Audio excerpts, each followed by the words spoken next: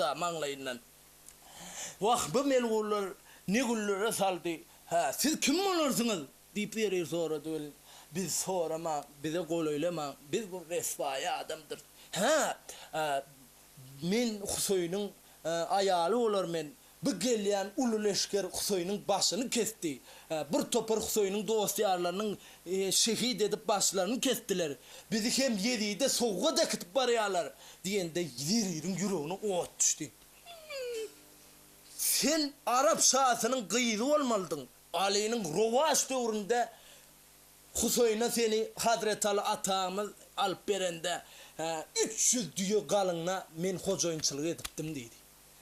Sonda gellancasına Husoy'un menin atlaşıptım deydi. 300 diyor kalını vardı. O 300 diyor kalın mataları pelek sizin elinizden alıp nira kimin koluna zındol mataları. Indi bu nara bir karış biyde de zar olup doğunuz mu diyende. Ey verir. Siz bize mehr ve pahalı ettiniz beleyin. Bu melgullar yüzümüzü görmesin diyseniz bir karış mata verseniz.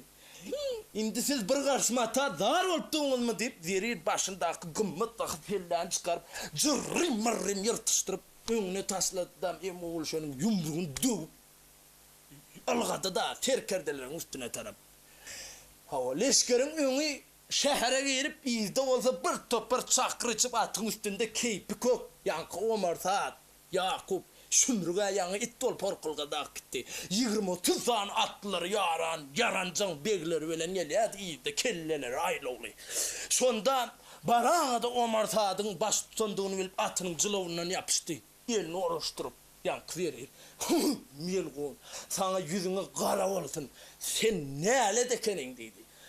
Bu Hazreti Ali'li kişinin oğlunu şuğuna salıp başını kesip bu çağcıklarını hatırlarını şuğuna salıpsın. Sen niçiksi bu zatları edildin sen. Kıyamet gün Resulullah ne cevap verecek? Ey melgun dedi böyle. Verir sövdü yarın yankı cılavundan yakışıp duran Omar Saad ayıttı yanındaki göz neme dostlar yarancan beylerine bir göz kiçeltti. Öldürün, vurun diyen manini verdi. Verir sövdü yarın vurup kamça davaladıp, ata davaladıp kamça vurup basıp öldürdüm edip geç gittiler.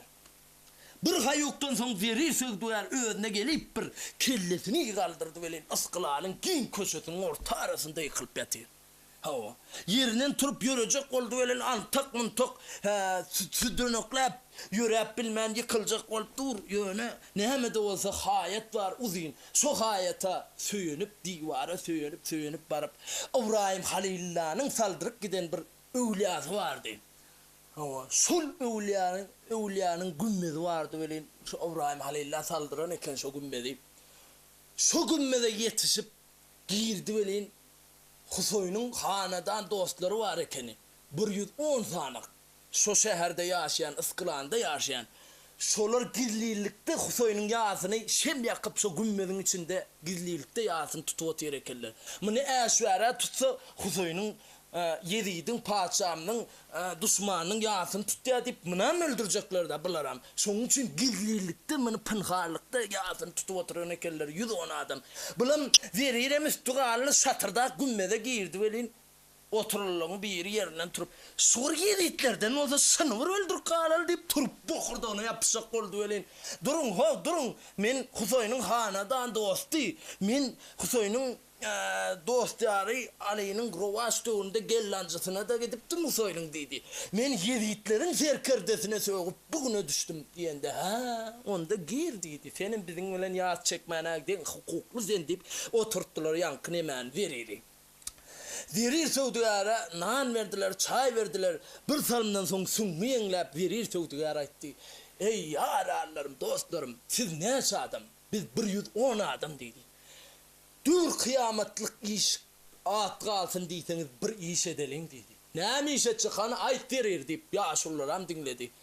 Mende mal dünya ken, bu melgun Yezidlerin hem stadı 3 gece gün diz bolacağını bilyen dedi.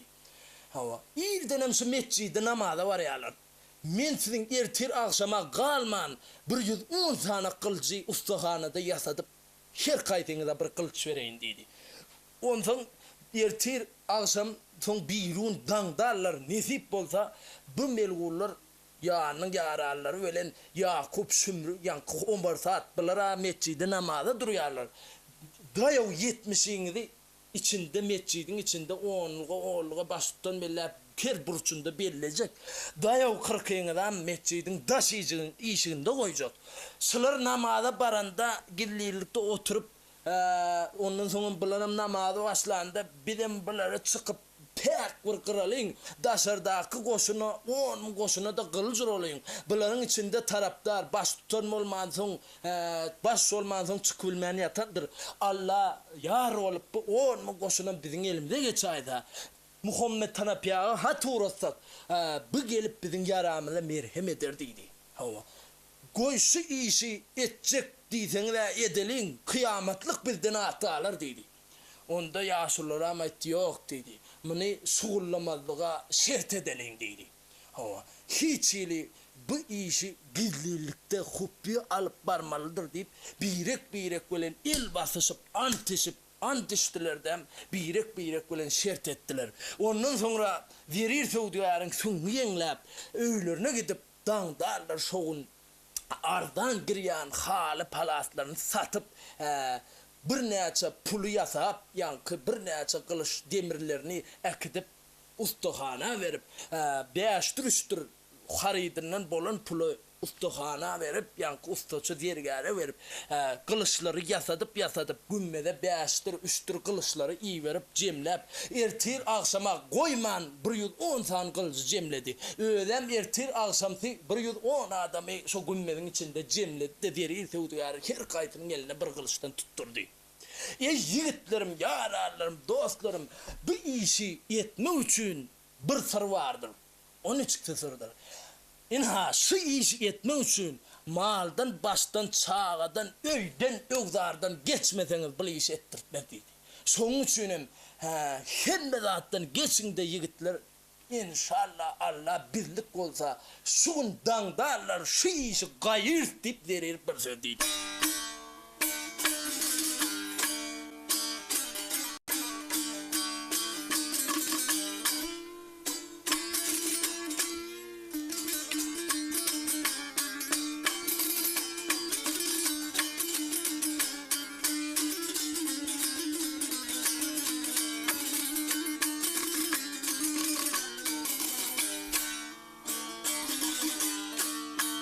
İndi dostlar bolun merdan, indi dostlar bolun merdan.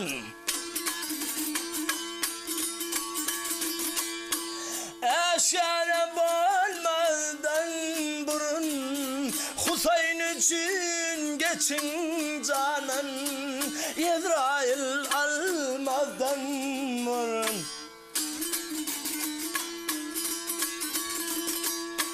Taşlan gülüzgüla panni, sancınlar bezümünü,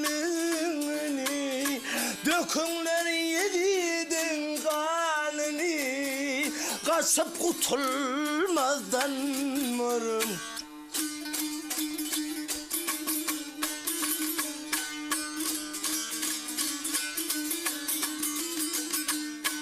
Dostlar eli bolar hemden yarama kalar melhem. Yedidin şehrine bizhem uğrar bir gelmeden marın.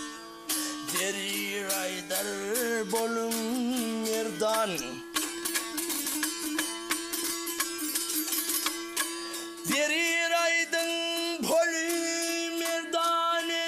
Topulun her yanan, İlimden bağırın onun, rakipler duymazdan burun.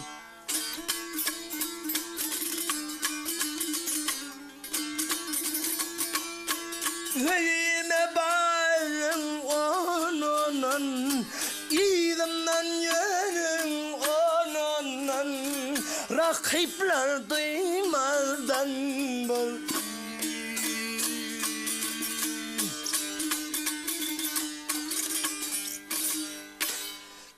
Yigitler onun barıp mescidin karanqı küncüğünde girilenip yattılar.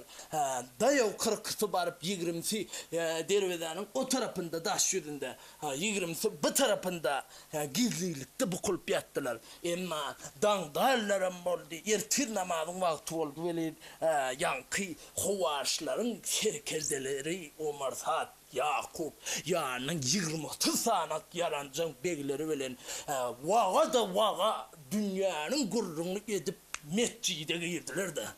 Girip namazlıklarını yazıp mescidin giyin meydanlarını doldurup namaza durdular. Ondan sonra namaz oturundan sonra tekbir ayet okap başladı. Yankı hubbe okap başladı. Hubbe dediği padişahın devleti ziyade olup padişahın ömrü uzak olup şol dilek etmek şu hubbe kende. Şu hubbe gedek gelende Yakup melgun samırdap başladı. İnha ya perverdin ara. İnha bu tayda alıdır günahkar. Ün alı velen yankı maviye da arası goğu değildi.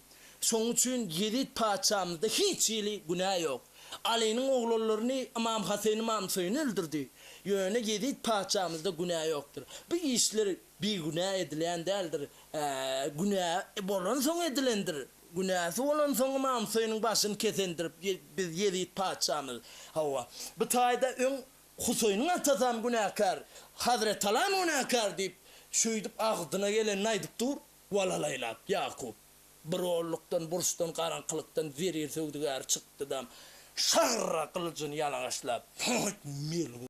Ağzından çıkan sözü hiç kulağını eştem sen deyip. Hani yigitler o taraftanım çıkın, o taraftanım çıkın deydi. Bir topar oğulluklar çıkıplar.